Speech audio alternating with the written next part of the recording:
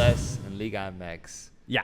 Both having some eventful weekends, bro. Let's go over to the MLS first here in the States. Please. Two huge matchups between New York City FC, the defending champions, and Philadelphia Union. And on the other side, LAFC against Austin FC. Our very own Austin FC. Yeah, in the conference finals, man. And going into that game, I knew it was going to be tough. Like, especially, dude, if you've seen Austin play their two previous playoff games against FC Dallas and Real Salt Lake, two teams that just do not even get close to the quality that LAFC have. And I thought Austin didn't actually dominate any of those games, man. That first game against Real Salt Lake, they had to come down from 2 winning in penalties. That one, yeah. That was a nightmare. Yeah. We were up a man for 45 minutes, bro. And we couldn't really fully capitalize it. Against FC Dallas, we got 2 quick goals, and we kind of just rode that into the sunset. We got That's domination, though. I would consider that domination. Although it did seem like FC Dallas gained possession more down the stretch, and they were clawing back into the game. I think what they managed to do in those first 20 minutes was what ultimately decided, as you said, riding them off into the sunset. Yeah. So for me, it was enough, and they could have gotten that third if they just knew how to finish their chances. I actually agree. It just sucked because I knew that even though we did play really well against Dallas, I was like, the game against LA is going to be a completely different beast. Yeah. So I wasn't actually that hyped because the only way I would have been really excited, man, is if Austin killed Dallas. They killed them, then I'd been like, okay, maybe we have a chance. But going into LA was always going to be really tough, and Austin got ran, brother. Got absolutely ran. The better team clearly won, and there's really nothing else to talk about, man. Austin were just on the day the clearly worst team. The difference was so stark, man. So stark. I texted you. I remember I was like, bro, LAFC is terrifying. Terrifying, bro. Terrifying. Every time Austin got on the ball, there was an LAFC player right there to meet them, to get the ball back and to retrieve it. And then we're just looking at back-to-back opportunities for LAFC. And you could hear Taylor Twellman on the call just be like, it's coming. That goal is coming. For the first 30 minutes, they were just clawing their way into the lead until finally that goal came off the corner kick. And once that goal went in, I was like, fuck, man. I got to get groceries really bad.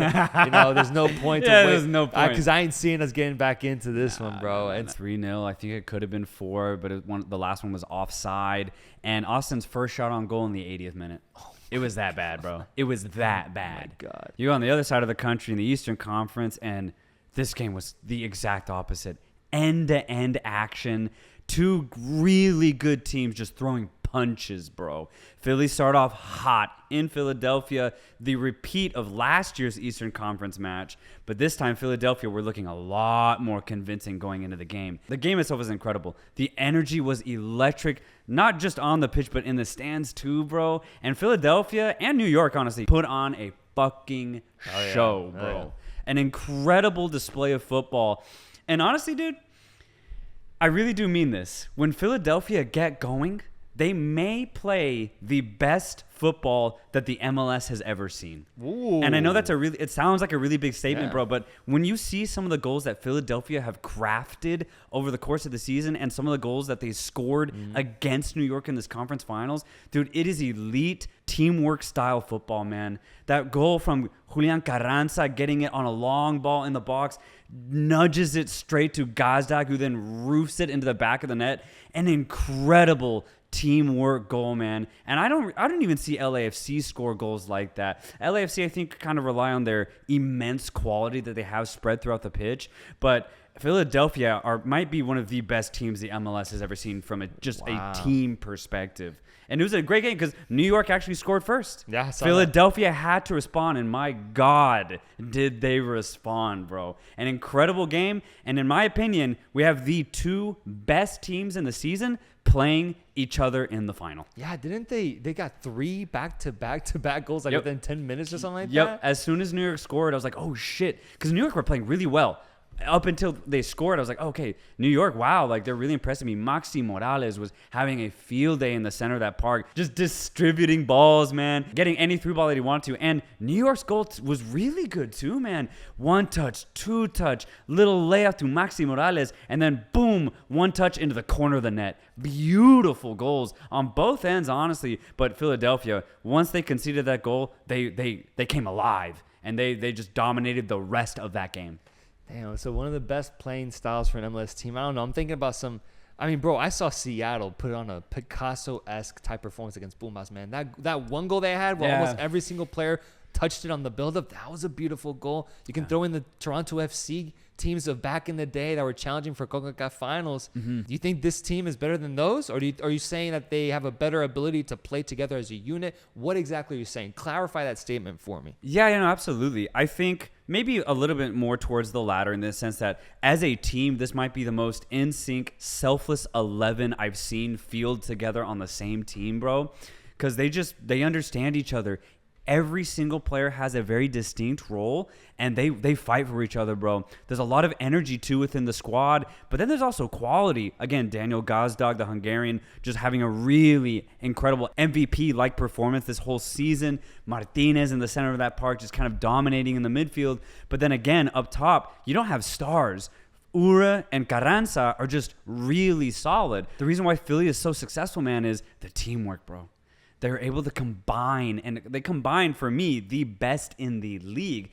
I just think it goes a little under the radar because they don't have a known star like LA. Honestly. LA have Denis Bouanga, who's playing in France for like 5-6 years. They have Gareth Bale on the bench. They bought Giorgio Chiellini to come on for 45 minutes. They have better marketing. They have way better marketing. Way better marketing. Yeah. And you're talking about teams like Seattle and Toronto, right? Toronto had Giovinco for a couple years during their big reign, right? They had U.S. men's national team star at the time, Josie Altidore, who was constantly getting picked to perform for the U.S. too. And so Toronto had all that. Same thing with Seattle. They had Clem Dempsey and Rui Diaz, the class of both those players. Yeah, and so ultimately, I think that's why Philadelphia, just as a club, goes a little under the radar, man. Because when you look at the 11, there's not a single name that stands out unless you watch the MLS deeply. But I think it's going to be a great match. My prediction... Oh, yeah, let's preview this final, man. Let's talk about what we see happening when both these teams face off against each other. We're going to get a new champion this year, and that's exciting to me. And LAFC is coming into this game wanting to avenge the demons of their past, bro. We mentioned how they've gotten so close so many times. They've won countless amounts of supporter shields, but they haven't been able to culminate that in a championship performance. Yeah. They're matched up against a fucking incredible squad, and now they're got to go out there and fucking earn it if they want it. Funny thing is, same thing for Philadelphia Union. Playing incredible football. You actually highlighted them back like 2 months ago when you had your solo show, man. I was going to say, I was low-key onto something at the time because what I saw in Philadelphia was an incredibly talented team. And I'm so glad that they did not let go and that they maximized their potential. They are now in their club's first MLS final. So this is going to be really exciting for Philadelphia. But Jim Curtin, I want to highlight Philly's coach, bro. Jim motherfucking Curtin, bro. Yeah. If Berhalter doesn't work out ultimately for this U.S. men's national team, Curtin's got to be the guy. The way that he set up Philadelphia to succeed for these last 5-6 years is now culminating in something really beautiful. Again, they've had top 3 records in the MLS the last 3 seasons. So it only makes sense that they're finally reaping the rewards and appearing in the MLS final, man. So excited for Philadelphia and for LA because, like you said, this is their first final too. This is going to be a hell of a game. 6 years? Yeah. It's like the Popovich of the MLS, man. It kind of reminds me, in a very small way, of what Jurgen Klopp did at Liverpool. Okay. A couple years of building and then a couple years of just success. Yeah. I see the same thing with Philadelphia because they really built this club to be very successful. And now they have a chance at the title, man. Who are you going to go with winning this thing? God. This is actually tough because I think, again, on paper, it might be easy to say LAFC, but when Philadelphia come together and they play with the energy that they have, they can beat anybody in this league. The biggest thing, though, LA have home advantage. And I think that might be the difference for me. I think it's going to be a tight game. It's going to be a hell of a match. The 2 best teams in the league going at it. But I think I have LAFC edging, not dominating. I think I have LAFC edging Philadelphia. Damn, dude. Yeah, I mean, when I was watching LAFC against Austin FC, dude, LAFC looked like the stormtroopers, bro. Like they play for the Death Star. There's like an evil, well-drilled team that just is looking for success. You predict that they'll get it, but I'm actually gonna go on the other side, man. I love that. If there's a team that can go to LA and put up a goddamn performance that is deserving of a championship, definitely wasn't Austin FC. No. It's Philadelphia Union, man. Yeah. Philadelphia Union. I love the story that they formed this year. I love the fact that they were very deep into the playoffs last year. It only makes sense to me that they can finally overcome that challenge and end up as champions for this year. It'd be great for them. It'd be great for their marketing. Maybe more people would come to realize the talent that Philadelphia Union has at hand, as well as Curtin leading the team. I think it'd be an amazing achievement if they can pull it off, and I have them winning. On the other side of the pond, we have Liga MX finally concluding their Apertura tournament, which, man, saw Pachuca end up as champions of this league, man. We had highlighted so many other teams in the build-up to this final that were playing really well, like America. We talked about them halfway through the season, how they were playing so well. Toluca as well, looking like a title favorite. Yeah. We even talked about Monterrey at one point. Yes, but then out of the blue comes Pachuca, who, I mean, we kind of forgot because they were in a final just last year, losing to the historical Atlas squad. Right. But little did we know that this team was fiddling, bro. They were scheming, man. They were working behind the scenes. They knew that people were doubting them, and they popped the fuck off come playoff time, man. Completely took over this Toluca squad, dismantled them in every single aspect, bro. Seeing them beat them by that much in Toluca Stadium in that first match was insanely telling, but also super impressive because you don't usually see that dominant of performances from an away team in Liga MX, man. No. Especially in a final. Usually that's a game where you go into thinking, maybe we lose by 1 goal. Maybe we just go for a tie here. Pachuca was thinking, let's go for the fucking throat. Yeah. Let's go for the goddamn win. And Jesus Christ, did they do that, man. After that, I mean, the title was already decided after the first game, man. It was such a big gap. I think they laid 5 goals on it, man. 5 goals in that first game. 4 goals in the first half of the whole final. That's insane. I have never seen a Liga MX final be so one-sided on the scoreline, man. Seriously, we've seen some crazy shit. We've seen maybe 3-0s, 4-1s, 4-2s, but this one was 4-0 inside the first 45 minutes on the road, dude. The people in the Estadio Nemesio 10 were stunned, bro. And I was stunned. I was like, are you kidding me? Like, I was actually pissed, man. I was so pissed because basically what it came down to was Toluca were not ready to concede a goal that night. They were just, the nerves got to them, and the pressure of their own people, I think, did actually get to them in the sense that, like, they had one plan, and that was to score and not get scored on. But as soon as that plan went south, they had absolutely no idea what to do. When that first goal went in, which obviously was an absolute banger by Ibarra, my goodness. But when that first goal went in, you could see the defenders were looking at each other. They're like, guys, who had him? They're like, why didn't we cover the space? Because when you looked at the play, it was actually a really simple ball to Ibarra, who's just on the wing, gets it, and then just puts it home. And the defenders are like, that was way too easy. They knew that, and they were right there in front of it, seeing it play out in front of their eyes. And I was like, okay, this is interesting. And then as soon as they blew the whistle for kickoff again, Pachuca could sense they were nervous. Pachuca could sense that they're like, oh, we have an opportunity to score 2, 3, 4 goals on them. And that is exactly what they did, because the rest of it was just horrible from Toluca from a defensive standpoint. But even in the midfield, man, they had no plan after they would lose the ball. And I was shocked because how did you even get to that final then in the first place, man? They played a good bout against America in the semifinals. And I was like, okay, Toluca deserved to be here. Let's fucking go and let's get a great final. Toluca, Pachuca, 2 really good teams this Apertura. I was so excited, but dude, I don't think I've ever seen a team as nervous as Toluca looked in a Liga MX final. It was really, really bad. But not only that, even if you just take away by how poorly they were, it was disastrous from beginning to end for Toluca, bro.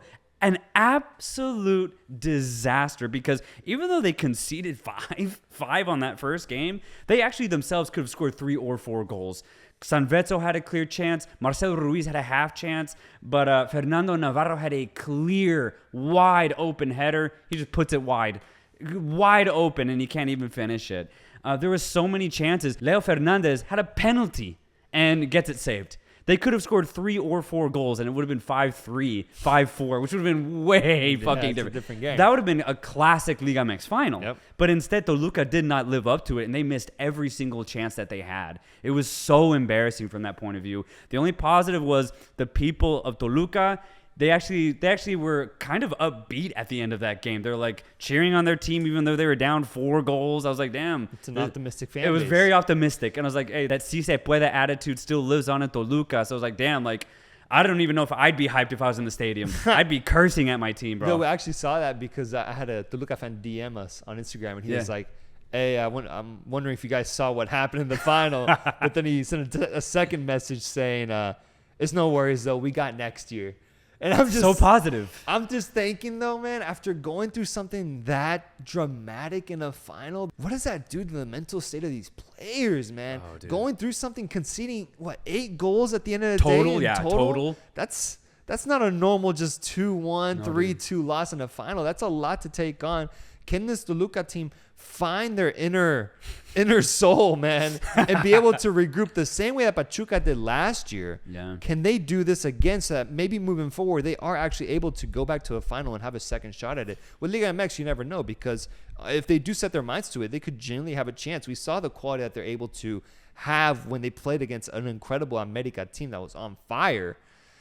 But I don't know, man. For me, it's a part of that mental aspect could really play a big role in either Toluca finding themselves again and going back to a final, or completely crashing out and looking back at this as a pivotal moment in their current history. Oh, yeah. That's actually a really good point, because I don't know. I don't even know how you go to sleep that night, especially in that first game.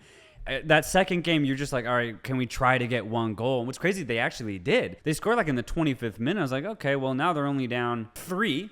They have 70 minutes to try and at least tie the game. Maybe there's a small chance. But again, after they scored, just nothing went their way. They got a couple penalties against them. One of them was actually saved, but on the next exact play, they conceded. I was like, God damn it, man. It was just disastrous for Toluca in both games. And I still stand by it. This has to be the worst overall performance of a Mexican team in a final. Like you said, 8 goals? 8? I don't care how offensive you're playing or what you're doing out there. You cannot concede 8 goals if you are in the final game. So while one fan base in one locker room is just yelling at each other, shouting at each other, and just overall sad, we have another fan base that must be feeling so high on themselves after going through a finals loss last year, being able to recoup and reach a final and win it, man. That's one of the best experiences as a fan base. That's all you could really hope for, man. So congratulations to any Pachuca viewers and fans that we have, because they absolutely earned this tournament amidst a Liga MX Apertura that was, like I said, stacked with really good teams. I would say there was 4 or 5 potential contenders this season. Yeah. So shout out to Pachuca for being the ones that popped out of that group and took it, man. They absolutely took it, because we're talking about Toluca conceding 8, but props to Pachuca for being so hungry, so effective to go for more even after they had 5 goals, That's man. what I loved about it. Yeah, to just stay hungry and like no mercy type of approach to this game. Yeah. That to me, that's a champion right there. That's what a champion does. You just go out there and you win the game, and God damn it, they did, man. So congrats to any Pachuca fans and to the whole Pachuca contingent.